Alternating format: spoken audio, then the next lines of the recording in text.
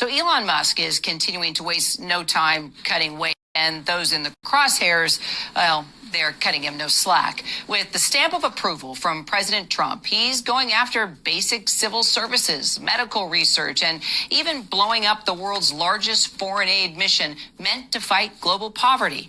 Today, at a House subcommittee focused on Elon Musk and DOGE, well, it held its first hearing, trying to figure out if these government cuts make sense. Are there conflicts of interest? They even addressed Musk's political power. This, of course, we know, is President Elon Musk. He's also the world's richest man. He was the biggest political donor in the last election. He has billions of dollars in conflicts of interest. And we know that he is leading a power grab, also abided by and encouraged by Donald Trump. Known for his flair for humor while grilling his opponents, Congressman Robert Garcia of California and member of the House DOGE subcommittee definitely had his moments today, including his big, large, glossy picture of Elon Musk in a bow tie. You always have some type of prop, sir, I have to say. All right, Congressman, President Musk, tech overlord, you are clearly not excited about this new slasher-in-chief. I mean, that's right. I mean, look, Donald Trump has essentially given away the keys to the White House to the richest man on the planet. And Elon Musk, an unelected billionaire, is out essentially doing whatever he wants with his band of tech bros, this DOGE team. And what they're doing, besides being completely unconstitutional, is incredibly harmful. And I think that's what we're trying to expose on this committee. I mean, you mentioned foreign aid. I mean, critical to our national security. What about the Department of Education, the single largest provider of support for parents with children with disabilities in the classroom? What about the Consumer Protection Bureau, where people can report scams against their banks or their credit cards?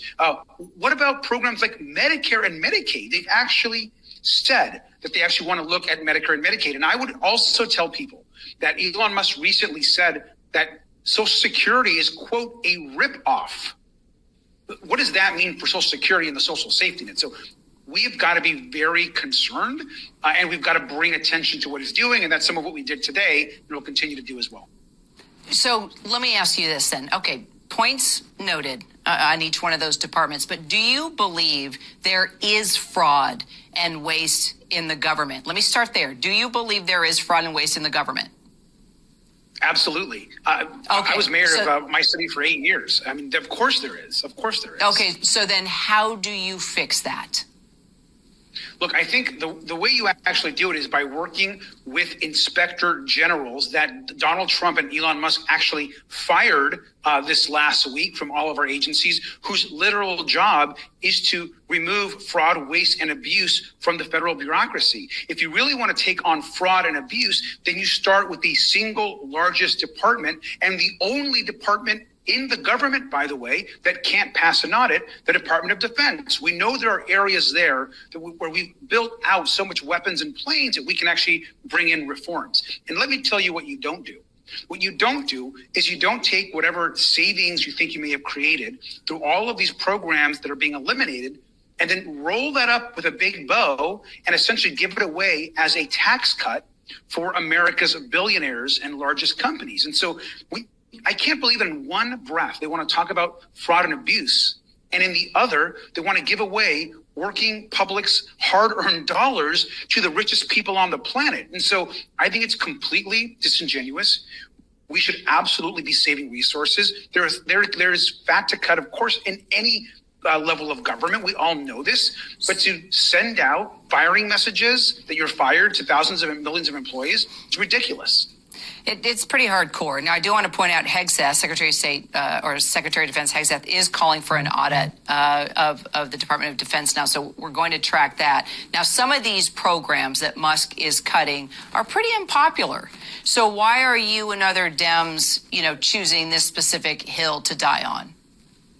Well, I think oftentimes they're unpopular because there's so much lies and misinformation about what they do that folks like Elon Musk and Donald Trump essentially like to put out. I think that's really unfortunate, which is why we're talking about what these programs do. Take USAID. USAID actually provides poor children, women who have been victims of sexual violence. They provide food for people that are going hungry in parts of the world where we need to build national security partnerships and relationships. And at the same time, who's actually producing this food? Who's actually helping these folks? It's American jobs. There are farmers across this country right now, many who voted for Trump, who are devastated, thinking about their business. It is now completely ruined because of the elimination, essentially, of USAID, AID. And so that story can be told over and over again in many of these departments. And I think seniors and folks that are on Medicaid, folks that are using Medicare, should be very concerned about what they view not as benefits earned, but as some sort of programs that should be cut. I think it's incredibly dangerous where we're at. One final question before we go. Do you think Congress can actually stop Musk? You're protesting, you're talking about it, you're holding hearings, but at the end of the day, do you think Congress can do anything to stop what Elon Musk is doing? I think only if, in my opinion, Republicans grow a spine. And if House Republicans grow a spine, we can actually stop some of what he's doing. And the public has incredible power in being able to push back against Elon Musk and Donald Trump. And they did it when, for example, the government funding freeze that Donald Trump put in place, the public pushed back, the courts pushed back. That's got to continue to happen.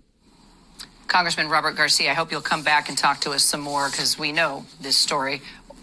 Elon Musk, for the most part, is not going away. Appreciate you. Thank you. Thank you.